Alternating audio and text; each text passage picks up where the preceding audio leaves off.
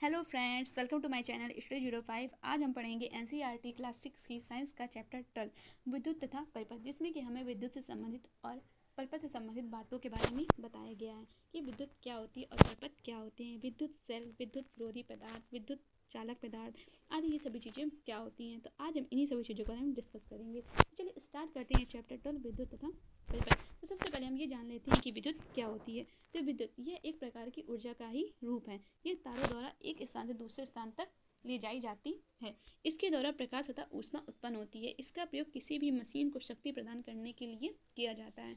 और नेक्स्ट हम जानेंगे कि परिपथ क्या होता है। तो परिपथ यह वह रास्ता है जिसके द्वारा विद्युत एक स्थान से दूसरे स्थान तक प्रवाहित होती अथवा स्थानांतरित होती है, यानी कि जिसके माध्यम से करंट का फ्लो कराया जाता है, तो उसे हम एक सर्किट कहते हैं। तो जैसे कि हम विद्युत का उपयोग काफ़ी सारे उपकरणों में करते हैं। बल्ब को जलाने के लिए, पंखे को चलाने के लिए आदि चीज़ों में हम विद्युत का उपयोग करते हैं। विद्युत हमारे लिए बहुत ही इम्पॉर्टेंट है। नेक्स्ट हम जानेंगे कि विद्युत सेल क्या होता है।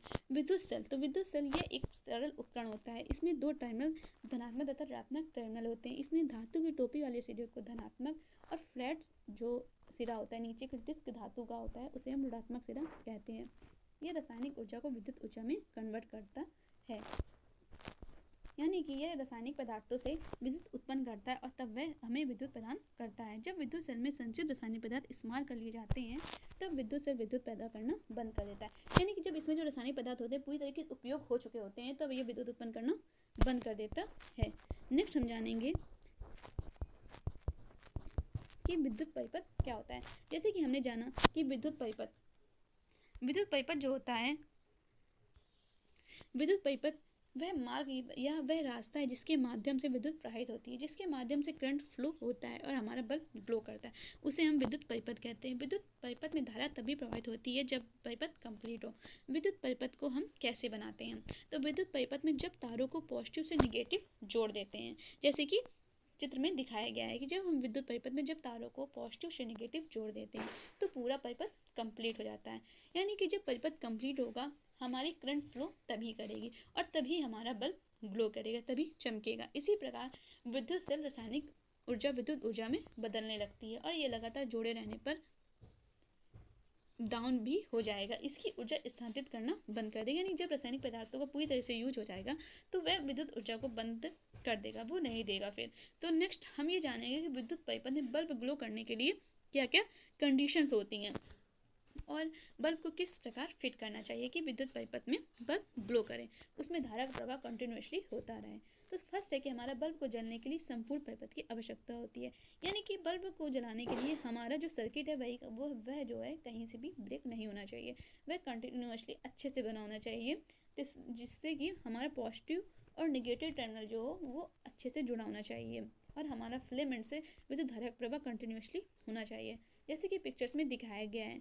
जैसे कि ए नंबर में है जो परिपथ कंप्लीट है तो बल्ब ग्लो कर रही है तथा बल्ब में ग्लो तभी होगा तथा धारा उसके फिलामेंट से होकर गुजरती है, तब हमारा सर्किट पूरा होता है। बल्ब तभी ग्लो करता है जब जो धारा है वह उसके फिलामेंट से होकर गुजरती है। सर्किट बनाने के लिए जो तार यूज किए जाते हैं वह तार जो होते हैं धातुओं के बने हुए होते हैं।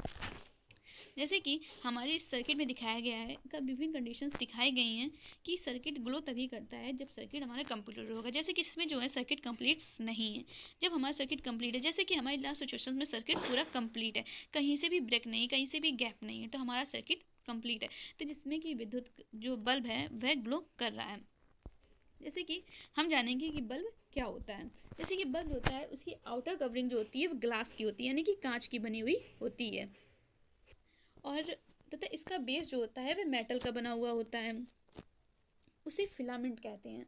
ये किसकी वजह से चमकता है, हम ये जानेंगे कि फिलामेंट की वजह से ये टंगस्टन का बना हुआ होता है और ये उसी की वजह से चमकता है। बल्ब का जो फिलामेंट है वह दो वायर से कनेक्टेड होता है, पॉजिटिव तथा इसमें नेगेटिव टर्मिनल होते हैं जो कनेक्टेड होते हैं, इसी के कारण वह जलता है। नेक्स्ट हम जानेंगे कि फ्यूज़ क्या होता है। जैसे कि एक फ्यूज एक डिवाइस भी होती है। फ्यूज का यूज हम सर्किट ब्रेकर के रूप में भी करते हैं, यह एक सेफ्टी डिवाइस भी होती है।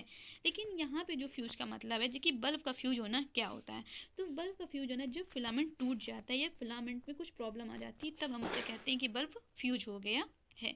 जब फिलामेंट टूट जाता है, तो इसे हम बल्ब का फ्यूज होना कहते हैं। और बल्ब में धारक प्रवाह हमेशा पॉजिटिव से निगेटिव टर्मिनल की ओर होता है। ये अक्सर एग्जाम में पूछ लिया जाता है कि बल्ब में धारक प्रवाह किस ओर की तरफ होता है। तो बल्ब में धारक प्रवाह पॉजिटिव से निगेटिव टर्मिनल की ओर होता है। जो धारा होती है वह इलेक्ट्रॉन ही होती है, जिसके कारण धारा का प्रवाह होता है। और बल्ब कई कारणों से भी फ्यूज हो सकता है। इनमें से एक कारण बल्ब के तंतु का खंडित होना, यानी कि बल्ब को कई कारणों से भी फ्यूज हो सकता है। बल्ब कई कारणों से भी नहीं जलता है, लेकिन इसमें से एक प्रमुख कारण है कि वह फिलामेंट जब उसका खराब हो जाता है या टूट जाता है तो वह जलना बंद कर देता है। नेक्स्ट हम जानेंगे कि विद्युत स्विच क्या होता है। ये एक ऑन ऑफ डिवाइस है और ये सर्किट को जोड़ता है तथा तोड़ता है। इसके द्वारा ही जब हम ऑन करते हैं तब सर्किट हमारा जुड़ जाता है और जब हम ऑफ करते हैं तब हमारा सर्किट टूट जाता है। यानी कि जब परिपथ कंप्लीट होता है यानी कि स्विच ऑन है, और जब परिपथ कंप्लीट नहीं होता है तो स्विच हम ऑफ कर देते हैं, जिससे कि परिपथ टूट जाता है, वो ब्रेक हो जाता है और डिवाइस चलनी बंद हो जाती है। इसकी सहायता से हम डिवाइसेज को ऑन तथा ऑफ कर सकते हैं।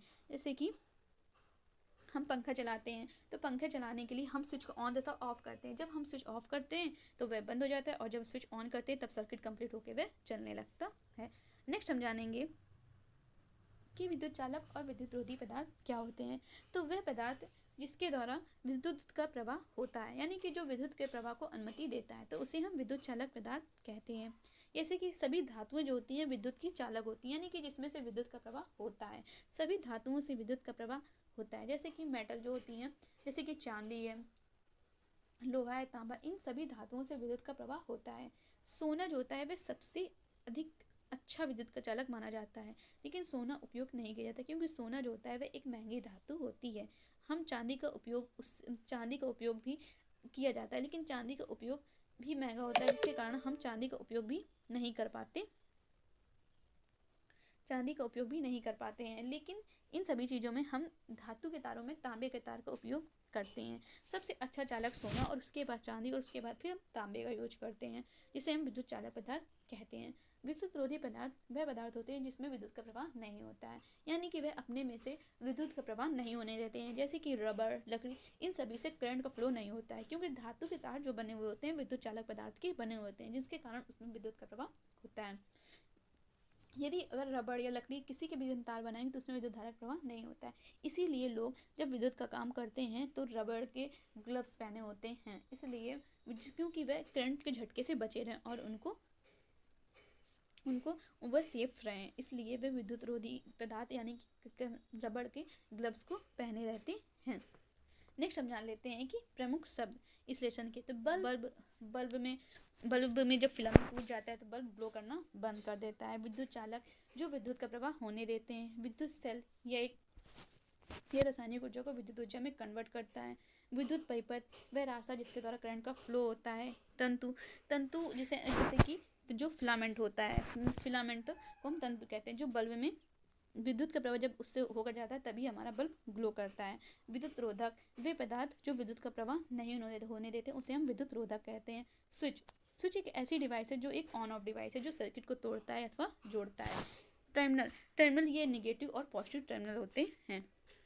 इस लेसन का सारांश है विद्युत सेल विद्युत का एक स्रोत है, यानी कि जो विद्युत है, विद्युत सेल जो है वह उससे हमें विद्युत प्राप्त होती है। विद्युत सेल में दो टर्मिनल होते हैं, एक धन टर्मिनल और एक ऋण टर्मिनल। विद्युत बल्ब में एक फिलामेंट होता है जो इसके टर्मिनलों से जुड़ा होता है। विद्युत धारा प्रवाहित होने पर विद्युत बल्ब दीप्त होता है। बंद विद्युत परिपथ में विद्युत धारा विद्युत सेल के एक टर्मिनल से दूसरे टर्मिनल तक प्रवाहित होती है। स्विच एक सरल युक्ति है जो विद्युत धारा के प्रवाह को रोकने या प्रारंभ करने के लिए परिपथ को तोड़ता है अथवा पूरा करता है, यानी कि सर्किट कंप्लीट करता है और सर्किट को ब्रेक करता है। नेक्स्ट हमारे जिन पदार्थों से होकर विद्युत धारा प्रवाहित हो सकती है विद्युत चालक कहलाते हैं, यानी कि जो विद्युत धारा को अनुमति देते हैं प्रवाहित होने की उसको हम विद्युत चालक पदार्थ यानी कि कंडक्टर्स कहते हैं। इसे हम इंग्लिश में कंडक्टर्स कहते हैं। जिन पदार्थों से होकर विद्युत धारा प्रवाहित नहीं हो पाती उसे इंसुलेटर विद्युत रोधक पदार्थ कहलाते हैं, जैसे कि लकड़ी, रबड़ इत्यादि चीज़ें, प्लास्टिक, ये सभी विद्युत रोधक पदार्थ हैं।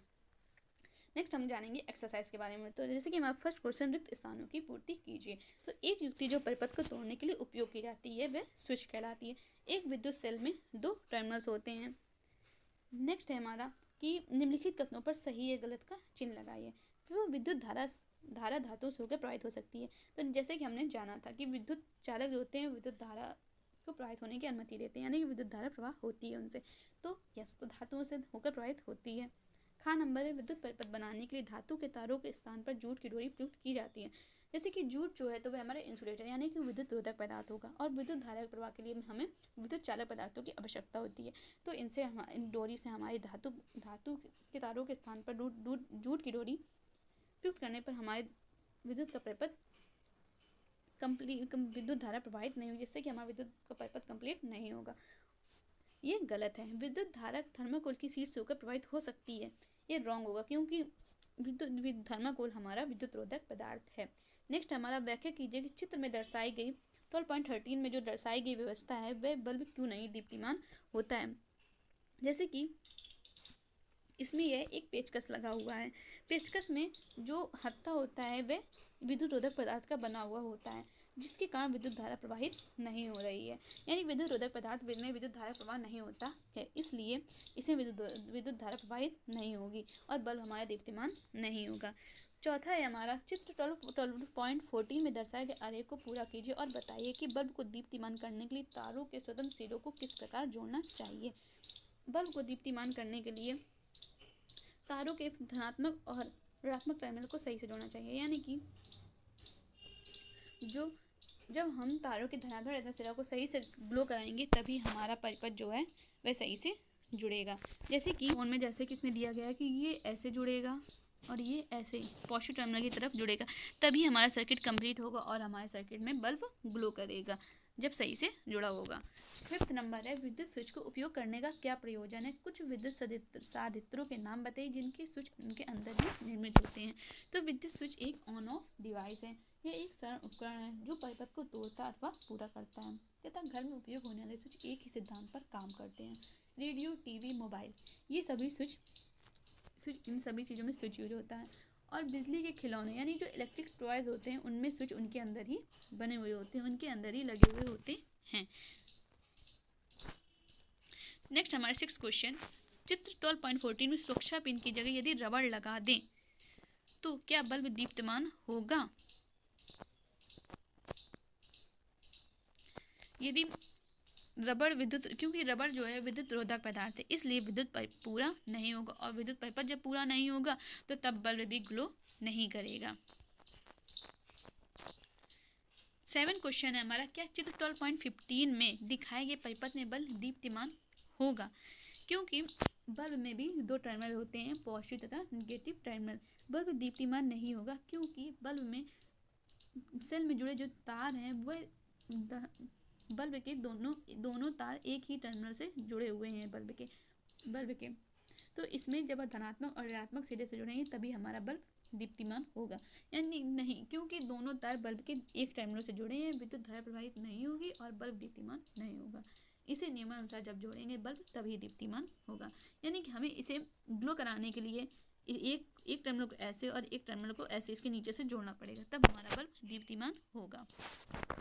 नेक्स्ट हमारा क्वेश्चन 8, किसी वस्तु के साथ चालक परिचित्र का उपयोग करके ये देखा गया कि बल्ब दीप्तिमान होता है। क्या इस वस्तु का पदार्थ विद्युत चालक है या विद्युत रोधक, व्याख्या कीजिए। यदि बल्ब दीप्तिमान हो रहा है और तब हमारा सर्किट कंप्लीट होगा, यानी कि विद्युत धारा प्रवाह हो रहा है। तो विद्युत धारा प्रवाह विद्युत चालक पदार्थों में से ही होता है। तो जो अगर वस्तु में धारक प्रवाह हो रहा है तो विद्युत परिपथ पूरा होने में ही बल्ब ग्लो करता है, अतः वस्तु जो है वह विद्युत चालक होगी।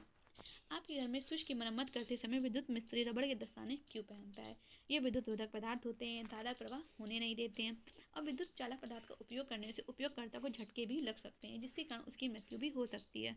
और विद्युत रोधक पदार्थ यानी कि जो रबड़ है विद्युत रोधक पदार्थ होता है, और ये विद्युत के सीधे संपर्क से भी बचाती है, और विद्युत रोधक की मदद से बिना प्लायर्स जैसे बिजली उपकरणों को उपयोगकर्ता को बिजली का झटका देगा, जिसके कारण वे दुर्घटनाग्रस्त या दुर्घटना हो सकती है, जिसके कारण इसका उपयोग करने से वे सुरक्षित रहते हैं। 10th नंबर है, विद्युत मिस्त्री द्वारा उपयोग किए जाने वाले औजार जैसे पेचकस और प्लायर्स के हाथों पर प्रायः प्लास्टिक या रबड़ के आवरण चढ़े होते हैं। क्या आप इसका कारण समझा सकते हैं।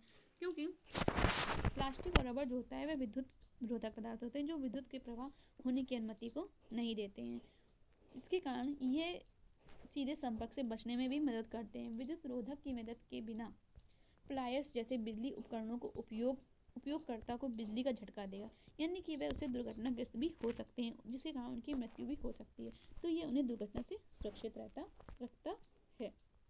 तो आज के वीडियो में बस इतना ही। तो कैसा लगा आपको ये वीडियो मुझे कमेंट करके ज़रूर बताइए। अच्छा लगा हो तो शेयर करिए, सब्सक्राइब करिए। Thank you. तो मिलते हैं नेक्स्ट वीडियो पे।